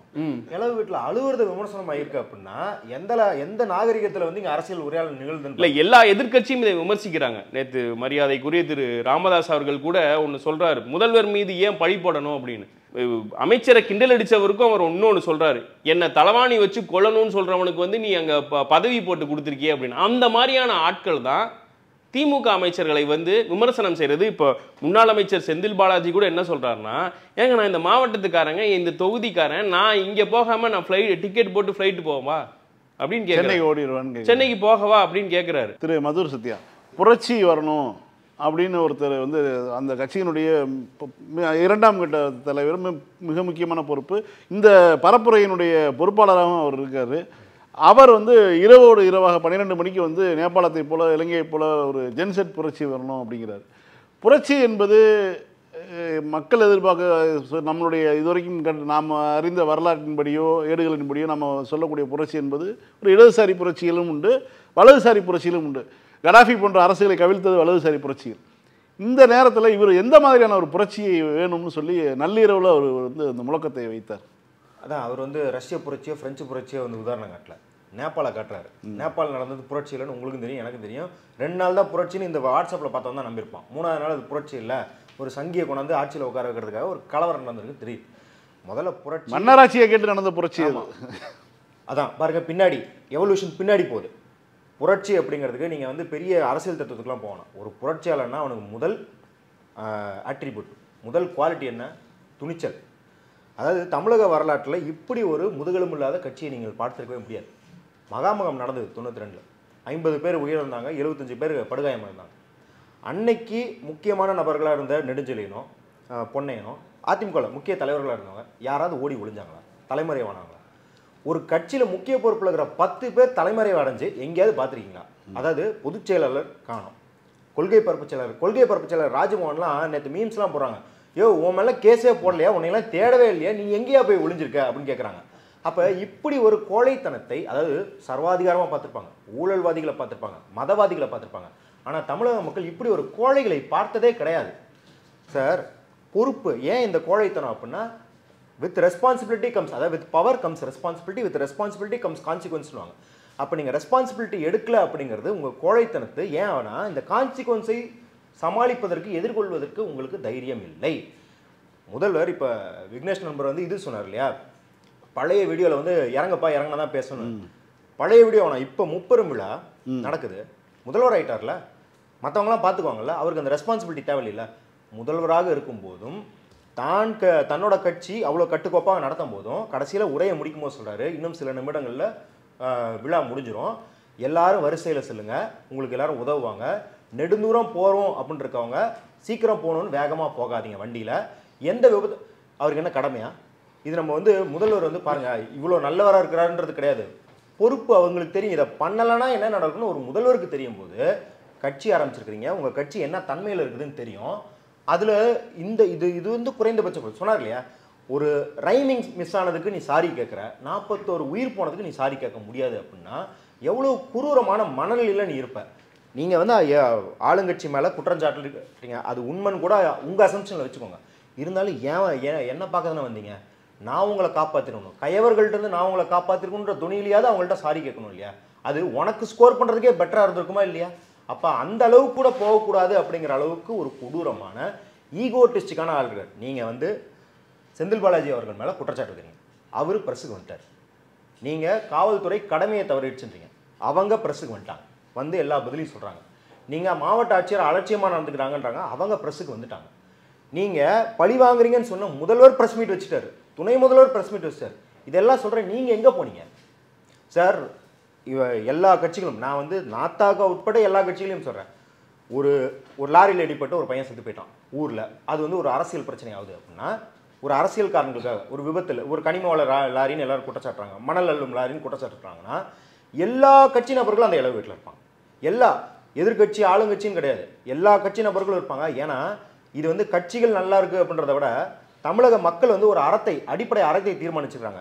ஒரு 10 கட்சி இருக்கிற ஊரில் 9 கட்சி மட்டும் அந்த இளவு வீட்டுக்கு போயிட்டு 10வது ஆள் போல அப்படின்னா அப்புறம் ட்ரீட்மெண்ட்டு அந்த கிராமத்தில் வேறு மாதிரி இருக்கும். அப்போ அங்கே போயிட்டு என்ன பண்ணுவாங்கன்னா டீ போட்டு கொடுப்பாங்க, எல்லாருக்கும் வந்து பாடம் கட்டுறதுக்கு ஆளை கூப்பிட்டு வருவாங்க. இந்த அளவுக்கு கட்சி தொடர்கள் இறங்கி வேலை பார்ப்பாங்க. ஆனால் 2 நாள் 41 உயிர் போச்சு, அந்த ஹாஸ்பிட்டல்லையோ அந்த இளவு வீட்டில் எங்கேயுமே வந்து தாவேகா தொண்டர்களை பார்க்க முடியல அப்படின்னா என்ன அர்த்தம்னா, தன் கோழைத்தனத்தை விஜய் நிறுவனமயப்படுத்தியிருக்கிறார். அவருக்கு மட்டும் கோழைத்தனம் இல்லை, அந்த கோழைத்தனத்தை நிறுவனமயப்படுத்தியிருக்கிறார். எல்லாரும் என்ன சொல்கிறாங்க, அங்கே கட்சி கட்டமைப்பு இல்லை, விஜய்க்கு தெரியலங்கிறாங்க. தெரியலங்கிற கிடையாது, தெரியும். கட்டமைப்புன்னு வந்தால் ஒழுக்கம்னு ஒன்று வரும், ஒழுக்கம்னு ஒன்று வந்தால் பஸ்ஸை தள்ள மாட்டான், ஒழுக்கம்னு ஒன்று வந்தால் பைக்கில் ஸ்டண்ட்டு பண்ணிட்டு வந்து வீலில் விட மாட்டான், ஒழுக்கம்னு ஒன்று வந்தால் கிரீஸ் தர வேண்டிய தேவை வராது. அப்போ அந்த ஒழுக்கம் வந்து விட்டால் என்னோட பலம் போயிடும். ஒழுக்கமின்மையாக என்னை பார்த்து ஆர்ப்பரிப்பது தான் என் பலமே. ஒழுக்கத்தோடு நின்று நான் என்ன பேசுகிறேன்னு கேட்டால் நான் ஒன்றுமே பேசலை, எனக்கு அறிவே கிடையாதுன்னு அவனுக்கு தெரிஞ்சுக்குவான். அப்புறம் நான் அதை வச்சு யார்கிட்ட ப்ரூவ் பண்ணுவேன்? அப்போ இந்த ஒழுக்கமின்மையும் இந்த கோழைத்தனத்தையும் விஜய் 2 வருடங்களாக நிறுவனமயப்படுத்திருக்காரு. அது இப்போ நீங்கள் புரட்சி அந்த ட்வீட் கேட்டீங்க, அந்த ட்வீட்டை விட எனக்கு ரொம்ப பிரச்சனையாக இருக்குது என்னன்னா, அந்த 20 நிமிஷத்துக்குள்ளே சார் ஒரு 400 பேர் குவாட் ட்வீட் பண்ணுறான். நான் வந்து ஸ்க்ரீன் ரெக்கார்ட் போட்டு வச்சுருக்கேன். அத்தனை ஏஐ எடிட்ஸ், அத்தனை ஆனிமே எடிட்ஸ், அத்தனை ஜெர்மன் படம் எடிட்டு, சவுத் அமெரிக்கன் படம் எடிட்டு. எப்படி சார் 20 நிமிஷத்தில் வந்து டவுன்லோட் பண்ணி கட் பண்ணி விஜயன் ஃபேஸை மார்க் பண்ணி கெத்தாக எடிட் பண்ண முடியும்? அப்போ அவ்வளோ தயாரிப்புகளோடு அவன் அந்த ட்வீட்டை போட்டிருக்கான்.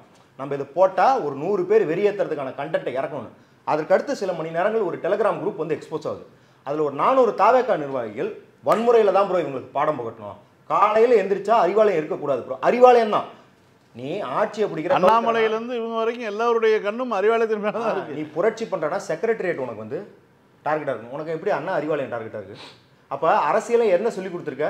உனக்கு கவர்மெண்ட் எது, ஆட்சி எது, கட்சி எது அப்படின்னே தெரியாத அளவுக்கு அவனை தற்கொலையாக வச்சு அவனை வன்முறையாக தூண்ட வச்சுருக்கேன். நான் வந்து ரசிகர்கள் இயல்பாக இப்படி ஆக முடியாது. இப்போ சமூக அடுக்கில் சாதி மேலே இருக்கிறவங்களுக்கு அந்த பொருள் இருக்கோம்னா அந்த சாதி அதை ஊட்டுது. பொருளியல் ரீதியாக முதலாளி இருக்காங்கன்னா அவங்களுக்கு அந்த ஸ்ட்ரக்சர், அந்த எக்கனாமிக்கல் ஸ்ட்ரக்சர் ஊட்டுது. அப்போ இவங்களுக்கு இந்த ரசிகத்தன்மைக்கும் யாரோ ஒருத்தர் இல்லை ஒரு நிறுவனம் இதை செய்திருக்க வேண்டும். அப்போ அந்த ட்வீட்டுக்கு அந்த ரியாக்ஷன் இந்த டெலிகிராம் குரூப் என்ன சொல்லுதுன்னா, இந்த 2 வருஷம் தாவேக்கான ஆரம்பிச்சதுக்கப்புறம் நிர்மல்குமார் போன்ற RSS ஐடி ஆளுகளை வந்து ஐடிங்களை விட்டு முழுக்க முழுக்க இந்த இளைஞர்களை வெறியேற்றிருக்கிறார்கள். இல்லைனா எப்படி சார் நியூஸ் தமிழ் நிருபர் வந்து சொல்றாரு ஒரு பாப்பாவை ஏத்துறாங்க, என் பாப்பா மாதிரியா இருக்குன்னு உடஞ்சு அழுகுறாரு. அங்க கீழே போய் திமுக சொம்புன்னு உன்னால திட்ட முடியும். எனக்கு தெரிஞ்சு தொலைக்காட்சி வரலாற்றில் மிக மிக ரொம்ப ரொம்ப சொற்பமான சம்பவங்கள் தான் வந்து, ஏன்னா இறந்து கொண்டிருக்கக்கூடிய ஒரு குழந்தைய வந்து கழுகு வேடிக்கை பார்த்து கொண்டிருக்கக்கூடிய ஒரு படம் இருக்கு பார்த்தீங்களா, அந்த படத்தை எப்படி நீ எடுத்தன்னு கேள்விகளை எதிர்கொள்ள முடியாமல் அவர் தற்கொலை செய்து கொண்டார். ஆமா, இந்த குழந்தையை காப்பாற்றாம நீ வந்து உன்னுடைய கலைப்படைப்புக்காக நீ வந்து காத்திருந்த இல்லையா அப்படிங்கிற கேள்வி அவர் எல்லாரிடமும் எதிர்கொண்டு வேறு வழியே இல்லாமல் தற்கொலை செய்து கொண்டார்.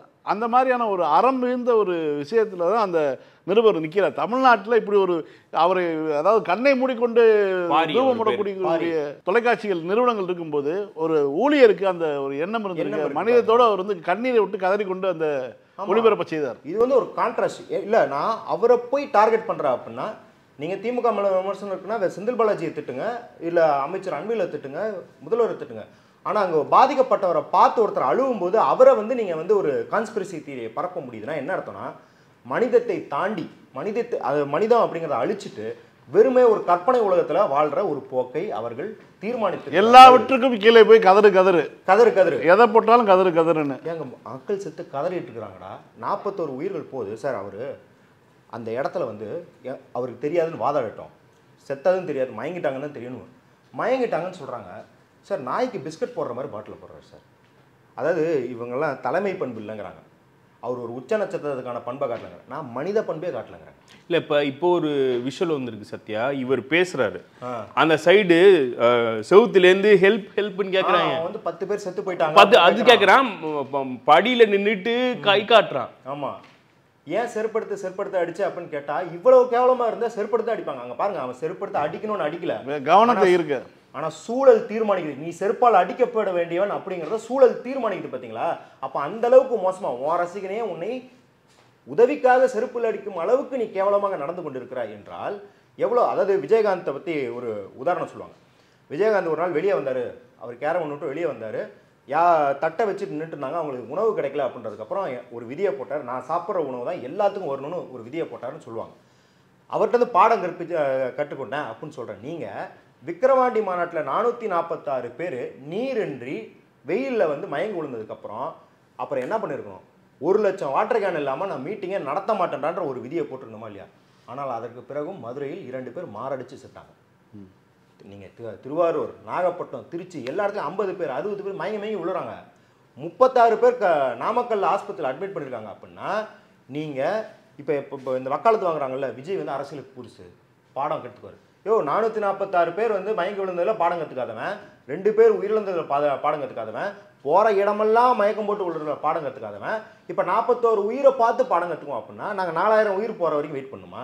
இவன் வந்து அதாவது வந்து இந்த அறுவை சிகிச்சைக்கு சொல்லுவாங்க 1000 பேரை கொண்டாதான் ஒரு டாக்டர்னு, அப்படியெல்லாம் எந்த விதியும் கிடையாது. அது சும்மா இவங்களா வந்து நகைச்சுவைக்கு சொல்கிறது. ஆனால் நகைச்சுவை சொல்கிறது, நான் 1000 பேரை கொண்டாதான் ஒரு தலைவனாவேன் அப்படின்னா நீ வேற எங்கேயாவது போய் தலைவனாயிக்கோ, இங்கே தமிழ்நாட்டுக்கு வேணாம். இல்லை, இதுவரையும் 50 உயிர் போயிருக்கு. இவர் கட்சி ஆரம்பிச்சு இதுவரையும் மாநாடு இது போன்ற இதில் மொத்தம் 50 உயிர் போயிருக்கு.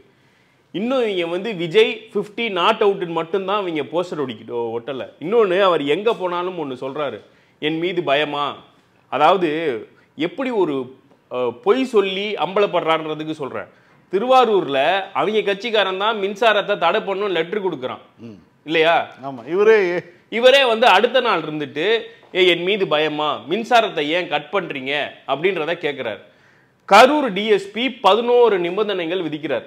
அதில் எங்கேயுமே நீ கையை இவ்வளோ தூக்கணும், இதுக்கு மேலே தூக்கக்கூடாதுன்றதே இல்லை. அவங்க வச்ச நிபந்தனைகள் எதுவுமே நீ ஃபாலோ பண்ணல. அவங்க என்ன சொல்கிறாங்க, அந்த இடம் பொதுமக்கள் அதிகமாக கூடக்கூடிய இடம், ஐடி நிறுவனங்கள் இருக்கக்கூடிய இடம், அந்த இடத்துல முதல் உதவி மையம்ன்றது இருக்கணும்னு. சார், சட்டையே இல்லாமல் ஒருத்தனை படுக்க போட்டு சிபிஆர் பசங்க பண்ணிட்டு இருந்தானுங்க சார். உன் டாக்டர்ஸுங்க டாக்டர் பிரபு கம் க்ளோஸ் அப்படின்னு மைக்ல எது ஆதரவு நான் சொன்னதுக்கு அப்புறம் கம் க்ளோஸ்னா என்ன அர்த்தம்னா என்னைய பார்த்துக்கோன்னு அர்த்தம். அதாவது வந்தோடனே ஐயோ இது தாக்குதல் நடக்க போதுப்பா, நம்மளுக்கு எதாவது ஆயிர போதுப்பா அப்படிங்கிற பதட்டம். அது இப்போ இவர் சொன்னார் இல்லையா, மைக்கை பிடுங்குறாங்க சதியான. நம்ம வந்து சீமானை எவ்வளோ விமர்சிக்கிறோம், ஆனால் சீமானை விட சிஎம் விமர்சித்து ஒருத்தன் பேச முடியுமா? ஒரு பேச்சாற்றலோட திறந்தாழ்ந்து பேச, ஒரு தலைவனாக இருந்து கொண்டு திறந்தாழ்ந்து அவ்வளோ வீரியமாக 2 மணி நேரம் ஸ்கிரிப்டே இல்லாமல் இருந்தாலும் பேசுவோம். அப்படி அவருக்கே மைக் கட் பண்ணல. அதாவது வந்து பிரிட்டிஷ்காரன் வச்சுருந்த ஃபேக்ட்ரியை வந்து திமுக அரசு க்ளோஸ் பண்ணிடுச்சுங்கிற அளவுக்கு வதந்தியை பேசிக்கிட்டு இருக்க. உன் மைக்கை கட் பண்ணி என்ன சாதிக்க போகிறாங்க?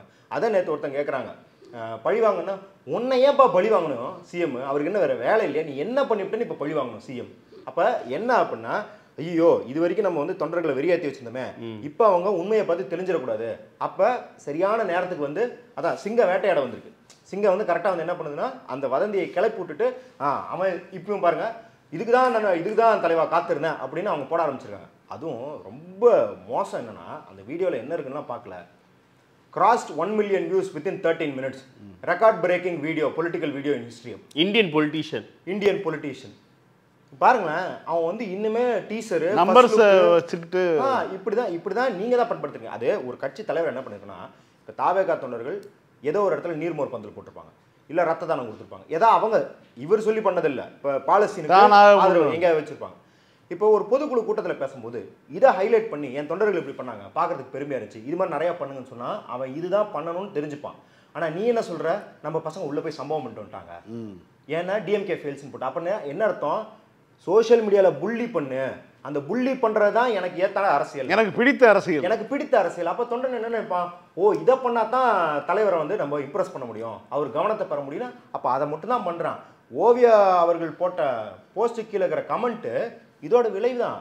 தலைவன் சொல்லி கொடுத்தது தான் தொண்டன் பண்ணிக்கிட்டு இருக்கான். இல்ல இவங்க பெருமையா விர்ச்சுவல் வாரியர்ஸ் நீங்க கள செயல்பாட்டாளர்களுக்கு ஒரு பேர் வச்சு இப்போ நீங்க வந்து தமிழக வெற்றி கழகம்னு வச்சிருக்கிறீங்க இல்லையா, இந்த டிவிக்கே கிரவுண்ட் ஒர்க்கர்ஸ்க்கு ஒரு பேர் இதே மாதிரி வந்து ஒரு இப்போ நாங்கள் வந்து கூட்டம் நடத்தும் போது என்ன வைப்போம்னா ரெட் ஜஸ்டிஸ் அப்படின்னு வைப்போம், லாயர்ஸ் வாலண்டியர்ஸ்க்கு ரெட் ஜஸ்டிஸ் அப்படின்னு வைப்போம், ரெட் வாலண்டியர்ஸ் இப்படி கேட்கும் போதே ஒரு அவங்களுக்கு இந்த சிகப்பு கம்யூனிசம் புரட்சி அப்படிங்கிறதுக்கு ஒரு உணர்வூட்டும்படியாக கள போராளிகளுக்கு இப்படி வைப்போம் பேர், ஒரு வாலண்டியர்ஸ் குரூப்.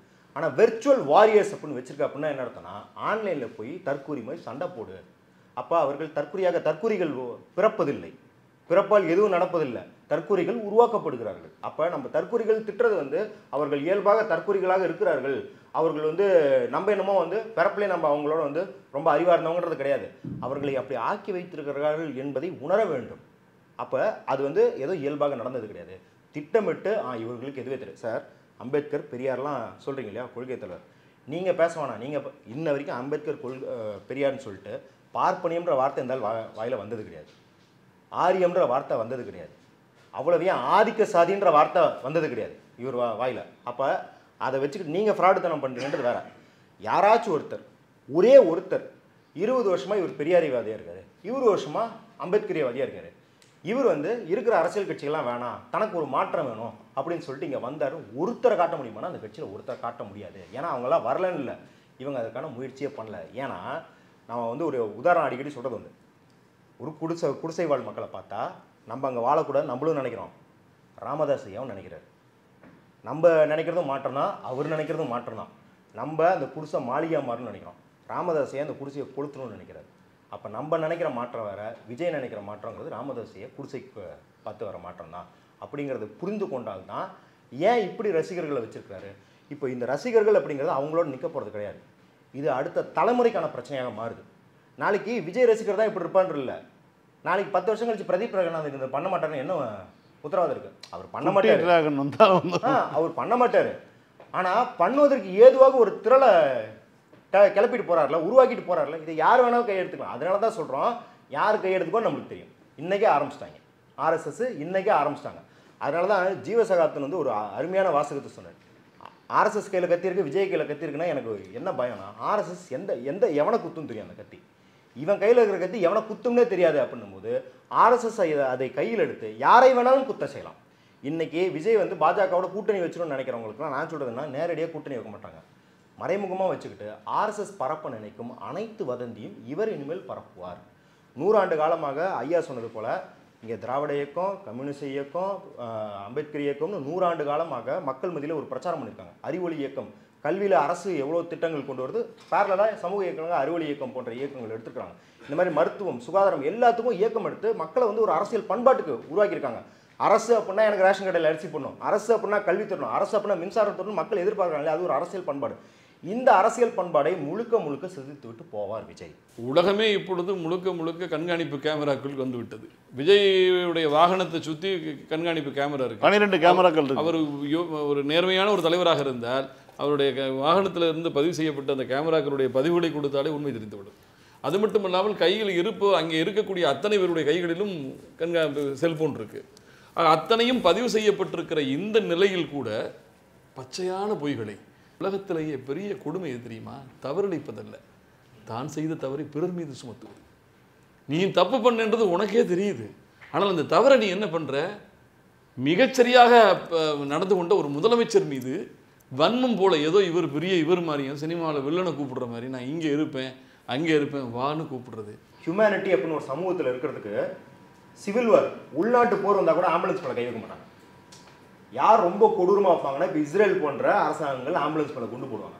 ஆம்புலன்ஸ் அடிக்கிற அளவுக்கு நீ தொண்டர்களை தூண்டுற ஒரு மாநிலத்தையே தூண்டுறீங்க அப்படின்னா நீங்கள் எதிர்கட்சி தலைவர் இல்லை, எவ்வளோ பெரிய ஹிட்லராக காத்திருக்கிறீங்க. அதான் கரெக்ட். அந்த ஒரு இடத்துல தான் திரு சுமன் கவிட்ட வந்து நான் கேட்குறேன், எதிர்கட்சி தலைவர் இதுக்கான ரியாக்ஷன். ஏன்னா 65 எம்எல்ஏக்களை கொண்டு ஒரு எதிர்கட்சி தலைவராக இருக்கிறார்.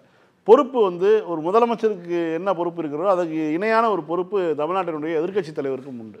இதற்கு முன்பாக திராவிட முன்னேற்ற கழகத்தினுடைய சார்பில் எதிர்க்கட்சி தலைவராக இருந்த நம்முடைய முதல்வர்கள் அவருடைய செயல்பாடு, குறிப்பாக கவர்னருடைய தலையீடு ஒரு மாநில அரசுக்குள்ளே வரும்போது கருப்பு கொடியை ஏந்தி திமுக தொண்டர்களை களத்துக்கு அனுப்பி வைத்தார். அது ஒரு எதிர்க்கட்சி தலைவருடைய செயல்பாடு.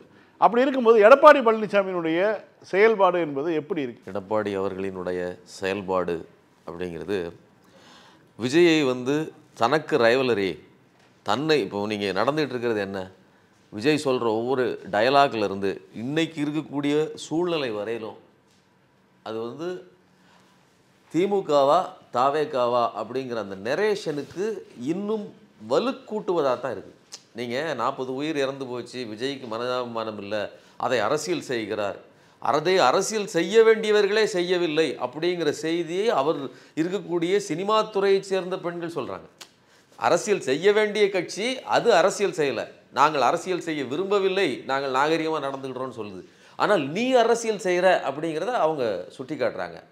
அப்போது அந்த நெரேஷனுக்கு என்ன ஆகுது அப்படின்னா, நான் தான் 2வது கட்சிங்கிறதுக்கு கூடுதலாக இந்த இத்தனை பிணங்கள் மீது ஏறி கூட இவ்வளவு பொய்களை சொல்லியும் கூட விஜயால் அந்த இடத்துக்கு நான் 2வது கட்சி, நான் தான் பிரதான எதிர்கட்சி அப்படிங்கிற இடத்துக்கு வர முடியுது. ஆனால் விஜயினுடைய அந்த மோசமான அரசியலை முறியடிக்க வேண்டிய பொறுப்புள்ள, அல்லது குறைந்தபட்சம் தன்னுடைய சர்வைவலுக்கு தன்னுடைய இருப்புக்காகவாவது எதிர்த்து பேச வேண்டிய இடத்துல இருக்கக்கூடிய எடப்பாடி பழனிசாமி என்ன நினைக்கிறார் அப்படின்னா, அவர் நீண்டகால திட்டம் விஜய் இல்லாத அதிமுக திமுக அப்படிங்கிற திட்டத்துக்கு கூட வரல. அவர் அடுத்த எலெக்ஷனுக்கு நாம் எப்படியாவது ஒரு இடத்துல பிடிச்சிக்கலாம், அதுக்கு வந்து பாஜக அதிமுக கூட்டணிக்கு அவர் வந்தால் போதும். இது வந்து எப்படி பாஜகக்காரர்கள் திட்டமிடுகிறார்களோ, விஜய்னு ஒரு அது ஒரு முகத்தை காட்டினா போதுங்க.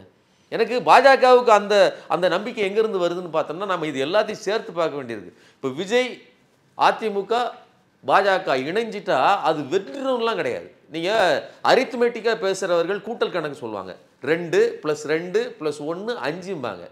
நான் சொல்கிறது கெமிஸ்ட்ரி. நீங்கள் இப்படிப்பட்ட ஒரு அவப்பெயரையும் இதையும் தாங்கி வச்சிருக்கிற இவர் ஏற்கனவே வந்து ஆட்சியை மோசமாக நடத்தி இன்றைக்கு வரலும் பாஜக கையில் பிடிபட்டு இருக்கிற அதிமுக, தன் சொந்த கட்சியை நிர்வகிக்க முடியாத அதிமுக பாஜக, இதெல்லாம் சேர்ந்துச்சுன்னா ஒரு அழிவு சக்திங்கிறத மக்கள் புரிஞ்சுக்கிட மாட்டாங்களா? அப்போ இது வந்து வெறும் நம்பரா வேலை செய்யாது. அது இது என்னோட, அப்போ இது வந்து கெமிஸ்ட்ரி.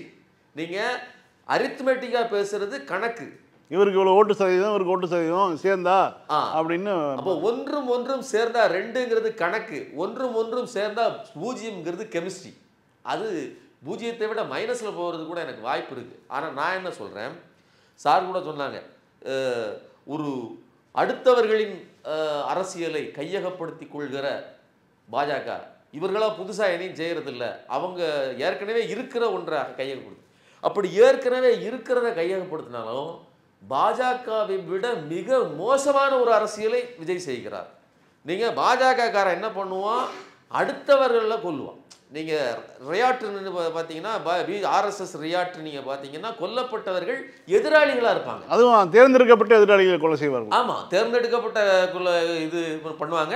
அப்போ கொல்லப்படுகிறவர்கள் அடுத்தவர்கள். ஆனால் இங்கே பலி கொடுக்கப்படுகிறார். இந்த விஜய் வந்த புதுசில் என்னென்னா, விஜய் வர்றாரு, விஜய் ரசிகர்கள் அதை ஆதரிப்பார்கள் அப்படின்னா, சிவகார்த்திகேயன் ரசிகர் அப்படின்னா இந்த ரஜினி ரசிகர், அஜித் ரசிகர் அப்படின்னு நான் கேள்வி கேட்டேன். ஆனா இப்ப பிரச்சனை என்னன்னா, ஒரு ரசிக மனோநிலைக்கு உட்பட்டு இருந்தீங்கனாலே, ஒரு வகையான வலதுசாரி கண்ணோட்டத்துக்கு உட்பட்டு இருந்தீங்கனாலே, ஏற்கனவே நீங்க பல கான்ஸ்பிரசிகளை கேள்விப்பட்டு பழக்கப்பட்டிருந்தீங்கனாலே போதும். ஒன்றும் இல்லைங்க, சில யூடியூப் சேனல்கள் இருக்கு, அவங்க வந்து ஒரு அதாவது மாயன்பா அந்த கதைகள் சொல்லுவான். இப்போ இதில் ஏன் தெரியுமா 300 கப்பல் ஒரு குழல்களை விழுந்ததுமா, இப்படிப்பட்ட கதைகளை கேட்டு கேட்டு கட்டுக்கதைகளை கேட்டு பழக்கப்பட்டவர்களாக இருந்தீங்கனாலே அவங்க சொல்கிற ட்ராப்புக்குள்ளே விழுந்துருவீங்க. அப்போ பிரச்சனை என்னன்னா, வெறும் ஒரு சந்து இல்லை, ஒட்டுமொத்த தமிழ்நாடுமே அப்படித்தான் இருக்குது, ஒட்டுமொத்த இந்தியாவுமே இந்த ஸ்டாம்பைடுக்குள்ளே தான் மாட்டிக்கிட்டு கிடக்குது. இதுல இருந்து மீண்டும் பாஜகவினுடைய இதுல ஒரு டூலா இருக்கக்கூடிய விஜயை தாண்டி நாம இதை வந்து பாதுகாக்க வேண்டிய பொறுப்பு தமிழ்நாட்டு முதல்வருக்கு இருக்கிறது. ஏன்னா அவர் தலையில வைக்கிறேன் அப்படின்னா ஒட்டுமொத்த அமைப்பு இருக்கு, அதை கரெக்டா நிர்வகிச்சு கொண்டு போக வேண்டியது. ஏன்னா அடுத்த எலெக்ஷன் எல்லாம் சொல்றாங்க, எலெக்ஷன்ல ஜெயிக்கிறதுங்கிறது எவ்வளவு முக்கியமோ அதுவும் சேர்த்து தான் அந்த அலைக்கு எதிரான நடவடிக்கையா நான் பாக்குறேன்.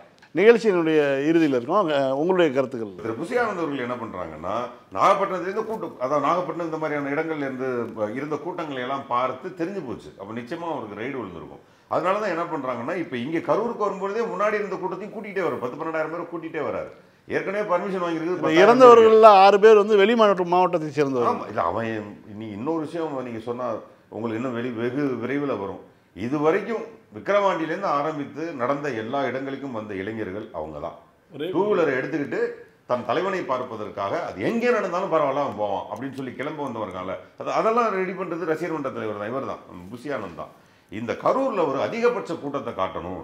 இப்போ தான் ஏடிஎம்கே மீட்டிங் நடந்துச்சு, அதுக்கு முன்னாடி முப்பெரும் விழா நடந்துச்சு, அதனால இதையெல்லாம் நம்ம தூக்கி சாப்பிட்ற மாதிரி ஒன்று நடக்கணும்னு சொல்லிட்டு செய்த கொலை தானே தவிர இது வந்து மீட்டிங்கே கிடையாது.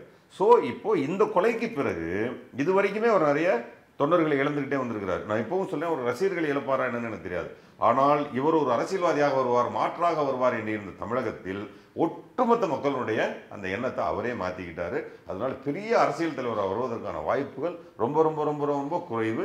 2026 எலெக்ஷனை ஃபேஸ் பண்ண ஒரு 31வது எலெக்ஷன் 31க்கு அவர் ஃபேஸ் பண்ணுறதுக்கே நிச்சயமாக அவர் கட்சியாக உருவெடுத்திருக்க மாட்டார், பெரிய வாக்கு வங்கியெல்லாம் வச்சிருக்க மாட்டார். அவர் காலப்போக்கில் தேய்ந்து போகக்கூடிய தலைவரை தவிர வளரும் தலைவர் அல்ல. நன்றி. தொடர்ந்து மக்களுடைய கருத்துக்களை நாம் இங்கே என்ன மக்கள் களத்தில் என்ன பேசிக்கொள்கிறார்கள், மக்களுடைய உள்ளத்தில் என்ன இருக்கிறது என்று நம்மளுடைய விருந்தினர்கள் எடுத்து வைத்தார்கள். அவர்கள் அனைவருக்கும் நன்றி.